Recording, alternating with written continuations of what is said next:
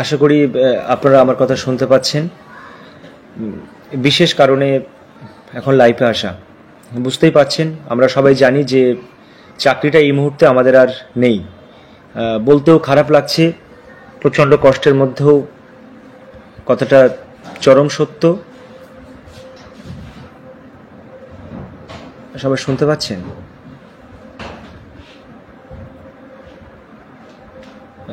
যে চাকরিটা কিন্তু আমাদের এই মুহূর্তে সত্যিই নেই। সুপ্রিম কোর্টের যে অর্ডার, সেই অর্ডার অনুযায়ী আমাদের চাকরিটা এই মুহূর্তে আর নেই। এখন সত্যি আমরা দিশেহারা, কিন্তু এখন আমরা কি করব?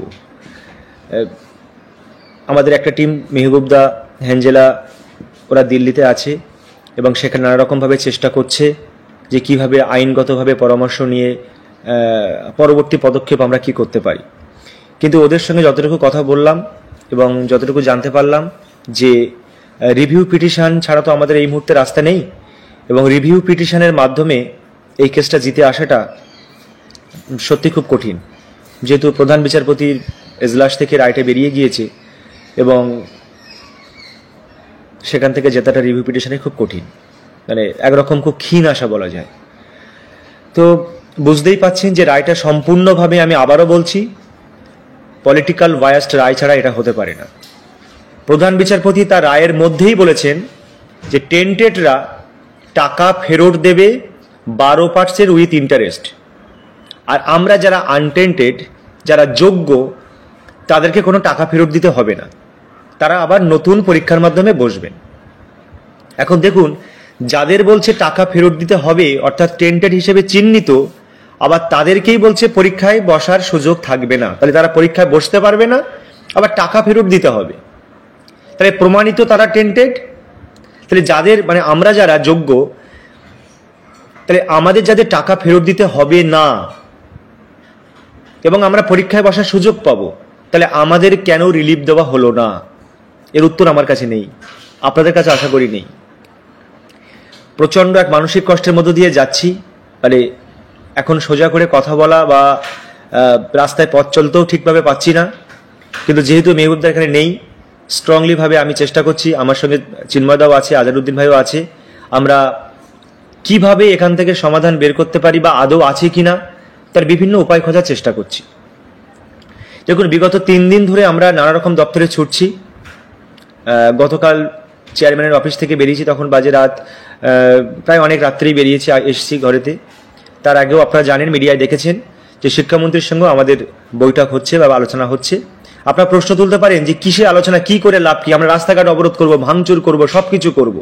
একেবারে ঠিকই বলছেন, অবস্থা আমাদের একেবারেই ভালো না, আমার বাড়ির অবস্থা একেবারেই ভালো না।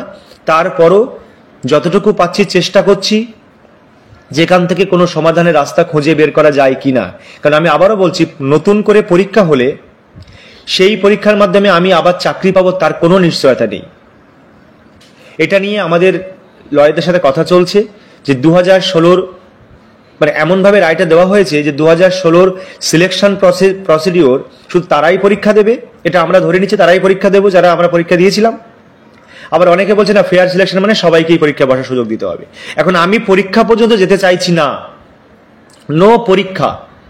আমরা যারা যোগ্যতার ভিত্তিতে চাকরি পেয়েছি এবং আমাদের বিরুদ্ধে কোনো দুর্নীতির কোনো প্রমাণ নেই, দুর্নীতি করিনি, একটি টাকাও ঘুষ দিইনি চাকরির জন্য, মেধার ভিত্তিতে, স্বচ্ছতার ভিত্তিতে চাকরি পেয়েছি, তারা যেন চাকরিতে বহাল থাকতে পারি, তার কি ব্যবস্থা সরকার করবে, এটাই কিন্তু আমাদের বিভিন্ন দপ্তরের একটাই, মানে আমাদের মূল দাবি, যে আমাদের জন্য আপনারা কি ব্যবস্থা করছেন। চেয়ারম্যান সাহেবের সাথে আমার বারে বারে কথা হচ্ছে, বিভিন্ন তথ্য তিনি চেয়ে পাঠাচ্ছেন। তারা যা তথ্য শেষ পর্যন্ত দিয়েছিল, সুপ্রিম কোর্ট কোনো তথ্য কিচ্ছু পড়েনি, না সিবিআই তথ্য পড়েছে, না চেয়ারম্যানের পাঠানো তথ্য পড়েছে, না আমরা যা এফিডেভিট দিয়েছি, না আমাদের কোনো তথ্য পড়েছে সুপ্রিম কোর্টের প্রধান বিচারপতিরা। আমি বিশ্বাস করি না। আমি বিচার ব্যবস্থার প্রতি আমার ব্যক্তিগতভাবে আমি বলছি, আমার আর আস্থা নেই। কারণ এরকম রায় ভারতবর্ষের ইতিহাসে ইতিপূর্বে হয়নি, যেখানে কমিটি গঠন করতে পারত, অনেক রকম পদ ছিল, যোগ্য অযোগ্য বাছাই করে, কিন্তু সবাইকে বাতিল। যাই হোক, আমি যে জন্য লাইভে এসেছি, পরবর্তীতে আরও বিভিন্ন কথা হবে। 7 তারিখ অর্থাৎ সোমবার মুখ্যমন্ত্রী আমাদেরকে ডেকেছেন নেতাজি ইন্ডোর স্টেডিয়ামে। এখন অনেকে আপনারা বলছেন যে কেন যাব, আমাকে অনেক গালাগালিও দিচ্ছেন যে কেন যাব ওখানে, আমরা ভাঙচুর করব, এটা করব সেটা করব। অবশ্যই সে স্বাধীনতা, সে অধিকার আপনার সম্পূর্ণ আছে, কারণ চাকরি আপনার চলে গেছে, আমারও চলে গেছে, আমাদের কারো চাকরিটা নেই। ফলে আমরা সত্যি খুব দিশেহারা এবং মানে আমাদের কোনো বলার ভাষা নেই, এর কোনো বিশ্লেষণ হয় না, এর কোনো বিশেষণ হয় না। যোগ্যতা নিরিখে চাকরি পেয়েও আর চাকরিটা নেই, এর কোনো ব্যাখ্যা আমার কাছে নেই। শুধু বলবো 7 তারিখে যেহেতু মুখ্যমন্ত্রী আমাদেরকে ডেকেছেন, আমরা তার বক্তব্যটা শুনি, উনি কি বলতে চাইছেন। এই নয় যে আমরা ওখানে যাব মানে উনি যা বলবেন শুনে বাড়ি চলে এসে আমরা শান্তিপূর্ণ বাড়িতে বসে থাকবো, তা কিন্তু নয়। কিন্তু যেহেতু হায়ার অথরিটি, তিনি এই মুহূর্তে আমাদের পশ্চিমবঙ্গের কোনো একটা দল নয়, সব দলেরই, সব পার্টিরই ঊর্ধ্বে তিনি মুখ্যমন্ত্রী। এখন তিনি যেহেতু মানবিকতার সহিত আমাদের বিষয়টা ভাববেন এবং কিছু বলবেন বলেছেন, তিনি কি বার্তা দিতে চান, আমি সবার কাছে আবেদন করছি আপনারা সবাই আসুন, আমরা শৃঙ্খলাবদ্ধভাবে মুখ্যমন্ত্রীর সঙ্গে আমরা দেখা করি। এবার মূল প্রসঙ্গে ফিরি। আমার সঙ্গে এই বিষয় নিয়ে দফায় দফায় আমার সঙ্গে আজহারউদ্দিন ভাইও আছে, মিটিং হচ্ছে। সিএম সিকিউরিটির সাথে আমার সকালেও একটা মিটিং হয়েছে, এখনই একটু পরে একটা মিটিং হবে, ওনারা আমাকে টাইম দিয়েছেন। এবার বুঝতেই পারছেন সিএম সিকিউরিটির কিছু ব্যাপার থাকে, কিছু নিরাপত্তার ব্যাপার আছে এবং সব কিছু প্রোটোকল মেনেই আমাদের করতে হবে। আমি কতগুলো পয়েন্ট বলি। যেহেতু আমাদের 7 তারিখে যাওয়া হবে, আমরা সিদ্ধান্ত নিয়েছি সবাই আমরা যাব, উনি কি বলবেন শুনবো, তার নির্দিষ্ট কিছু প্রোটোকল এবং কিভাবে যাব সেটা আমরা বলি। আমি বলি মানে আমার না বলা কিছু ভাষা পাচ্ছি না, আমি কিভাবে গুছিয়ে কথা বলবো সেটাই বুঝতে পারছি না। মানে এমনই একটা দিশেহারা, 3 দিন ঘুম না, সারাদিন কলকাতায় ঘুরছি এই গরমের মধ্যে, এখানে সেখানে ওখানে নানান জায়গায় যাচ্ছি, হ্যাঁ, মানে কোনো জাস্ট একটা দিশা বের করার জন্য। এখন আমাদের নেতাজি ইন্ডোর স্টেডিয়ামের মধ্যে ক্যাপাসিটি আছে প্রায় ধরুন 7,500, 6,500 ছিল, মুখ্যমন্ত্রী পরে বাড়িয়েছেন, 7,500 জন ভিতরে ঢুকতে পারবো। আর কিছু সিএম সিকিউরিটির জন্য কিছু সিট ফাঁকা থাকবে।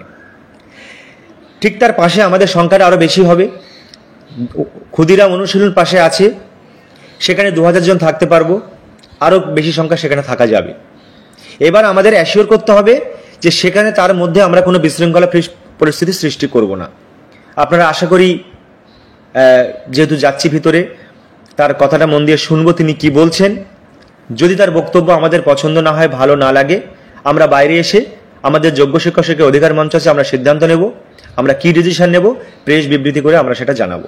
কিন্তু নেতাজি ইন্ডোর স্টেডিয়ামের ভিতরে আমরা কোনো বিশৃঙ্খল পরিস্থিতি সৃষ্টি করব না। যেহেতু মানবিক আবেদন, উনি আমাদের কথা শুনতে চেয়েছেন, শুনবেন বলছেন, আমরা একটু শুনি উনি কি বলছেন।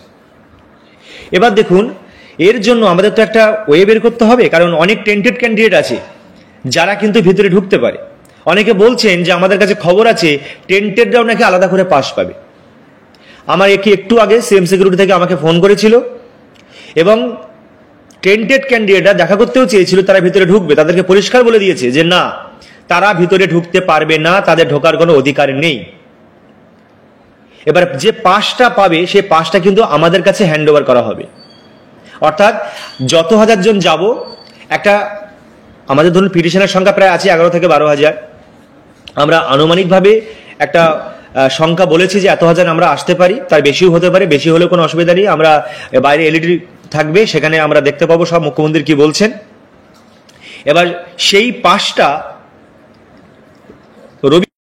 আগামীকাল হ্যান্ড ওভার করবে। আমি থাকবো, আজহারউদ্দিন ভাই থাকবে, আমাদের কাছে পাসটা হ্যান্ড ওভার করবে এবং সেই পাসটা যোগ্যতার প্রমাণের ভিত্তিতেই আমরা কিন্তু সমস্ত পিটিশনারকে দেব। সেটা কিভাবে দেব? আমরা মিটিং করে সিদ্ধান্ত নিয়েছি, মেহবুবদা এখন দিল্লিতে আছে, একটু আগে আমাদের কোর কমিটির মিটিং হয়েছে, সিদ্ধান্ত নিয়েছি যে আগামীকাল রবিবার দিন সকাল 10:30টার মধ্যে, 10টা থেকে 10:30টার মধ্যে আপনারা সবাই শহীদ মিনারে চলে আসুন। শহীদ মিনারে আসবেন, কি নিয়ে আসবেন? আপনাদের ওএমআর শিটের জেরক্সটা নেবেন আর অ্যাডমিট কার্ডের জেরক্স নেবেন। কিন্তু ওএমআর আর অ্যাডমিট দেখে তো পুরোপুরি টেন্টেড কি আনটেন্টেড চিহ্নিত করা সম্ভব নয়। তাই আমরা যে পিটিশনার হয়েছিলাম, সেই পিটিশনারের যে আপনার নামটা ছিল, যে ডায়েরি নম্বরটা আছে, সেই ডায়েরি নম্বর আর পিটিশনারের নামের জেরক্স কপিটা আপনারা নিয়ে আসবেন। সে একটা পিডিএফ করে ভালো হোক, একটা পেজ হোক, আপনারা বের করে নিয়ে আসবেন। সেটার ভিত্তিতেই আমরা আপনাদেরকে আগামীকাল একটা টোকেন নম্বর বা কিছু একটা দেব, যার ভিত্তিতেই আপনারা পরের দিন পাসটা পাবেন। অর্থাৎ 7 তারিখ মানে একদম সকালে, যেহেতু চিফ মিনিস্টার ঢুকবেন 12টা থেকে 12:30টার মধ্যে, আর 8টা থেকে ঢোকানো শুরু হবে নেতাজি ইন্ডোর স্টেডিয়ামে, 10টার মধ্যে ঢোকানো কমপ্লিট হবে, তাই নিশ্চয়ই ওই সকালে শুরু করে আর ভেরিফাই করে পাস দেওয়াটা ভীষণ কঠিন, অসম্ভব। তাই আমরা সিদ্ধান্ত নিয়েছি যে দেখুন, আমরা সবাই চাকরিহারা, দিশেহারা। এখন একটা পথ আপাতত আমরা দেখি কি করছেন মুখ্যমন্ত্রী। তার জন্য আগামীকাল আপনারা শহীদ মিনারে জড়ো হন, শহীদ মিনারে আসুন, এবং আপনাদেরকে আমরা ভেরিফাই করে আমরা টেবিল ভিত্তিক ভাগ করে দেবো। প্রয়োজনে একটা ছাউনির ব্যবস্থা করা যায় কিনা সেটা দেখছি, প্রচণ্ড গরম বুঝতে পারছি। এবং আপনাদেরকে ভেরিফাই করে আপনাদেরকে একটা টোকেন বা একটা ব্যাজ আপনাদের কিছু একটা আপনাদেরকে দেবো, আপনারা সেটা কালেকশন করে রাখবেন। তার ভিত্তিতেই সোমবার দিন একেবারে ভোর থেকে আমরা শুরু করব পাস দেওয়া, এবং সেই পাসটা নিয়ে আপনারা ভিতরে ঢুকবেন। এবার যারা দূরের ডিস্ট্রিক্ট থেকে আসছেন তারাও আপনারা ঢুকে যান, যখনই আসবেন আপনাদেরকে ভেরিফাই করে আপনাদের পাস তুলে দেওয়া হবে আপনাদের হাতে।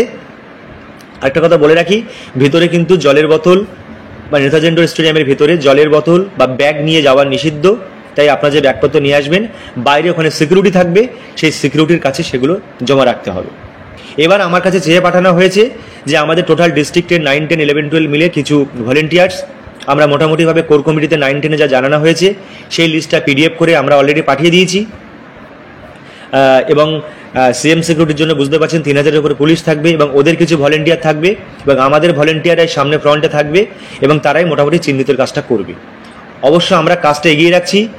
আগামীকাল শনিবার দিন আপনারা শহীদ মিনারে উপস্থিত হন, এবং আপনারা অবশ্যই নিজেদের ওএমআর শিটের জেরক্স বা অ্যাডমিটের জেরক্সটা দুটো সঙ্গে করে আনবেন। সঙ্গে অবশ্যই আমরা যে পিটিশনার হয়েছেন সেই পিটিশনারের কার আন্ডারে, ধরুন বলাই শাহ আছেন, সেই বলাই শাহর আন্ডারে আপনি কত নম্বরে আছেন, আপনার ডায়েরি নম্বরটা এটা আপনি নিয়ে আসবেন, প্রমাণ সহ নিয়ে আসবেন, যেটার ভিত্তিতে আমরা আপনার কাছে একটা ব্যাজ দেব।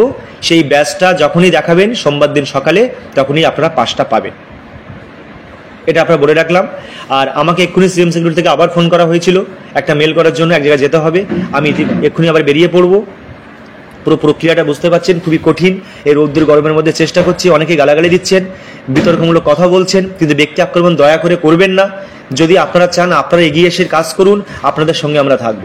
কিন্তু যেহেতু মুখ্যমন্ত্রী দেখা করতে চেয়েছেন, তার আবেদনটা আমরা শুনি, উনি কি বলছেন।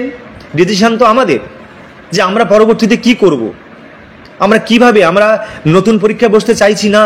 তাহলে আমাদের জন্য মুখ্যমন্ত্রী কি করবেন, আমাদের বার্তাটুকু লিপিবদ্ধভাবে তাদের কাছে তুলে দেবো, ওনার কাছে তুলে দেবো। আর উনি কি বলছেন, উনি যেহেতু মানবিক আবেদনে সাড়া দিতে চেয়েছেন, ওনার বক্তব্যটুকু আমরা শুনতে চাই। আমি বিশেষ কিছু দীর্ঘায়িত করবো না, কারণ আমার হাতে এখন অনেক কাজ, আমি এক্ষুনি বেরিয়ে যাব। ওনাদের সঙ্গে আবার মিটিং আছে, কারণ একটা সিএম মুখ্যমন্ত্রীর সঙ্গে দেখা এবং তার সঙ্গে মিটিং, কিছু প্রোটোকল আছে, সেই সমস্ত প্রোটোকলকে আমাকে মেনটেন করতে হচ্ছে, যার জন্য এক্ষুনি আমাকে বেরিয়ে যেতে হবে। আশা করি আপনারা শান্তিপূর্ণ সুশৃঙ্খলতা বোধ সোমবার দিন আপনারা বজায় রাখবেন। মুখ্যমন্ত্রীর সঙ্গে কথা বলার সময় বা ভিতরে যখন যাব, নেতাজি ইন্ডোর স্টেডিয়ামের ভিতরে আপনারা কিন্তু একটু শান্তিপূর্ণ অবস্থানটা বজায় রাখবেন। এটা আপনার কাছে আমাদের অনুরোধ। যদি আপনার কোনো বিষদগার থাকে বা বক্তব্য ভালো না লাগে, সেটা আপনারা বাইরে আসবেন, আমরা আলোচনা করে আমরা ডিসিশন নেব যে আমরা কি করব। যে আপনারা ভাববেন না যে সহজ কিছু উনি বলবেন আর এত সহজে মেনে নেব, কারণ অনেক চাকরি ছেড়ে এসেছি, প্রাইমারি চাকরিতে জয়েন করিনি। হ্যাঁ, মেয়ে আমার স্কুলে যেতে পারছে না, ম্যাডাম ফোন করেছেন স্কুলে যাওয়া, মেয়ে বলছে বাবা স্কুলে যাবো না। আমি না, তুমি আর স্কুলে যেও না।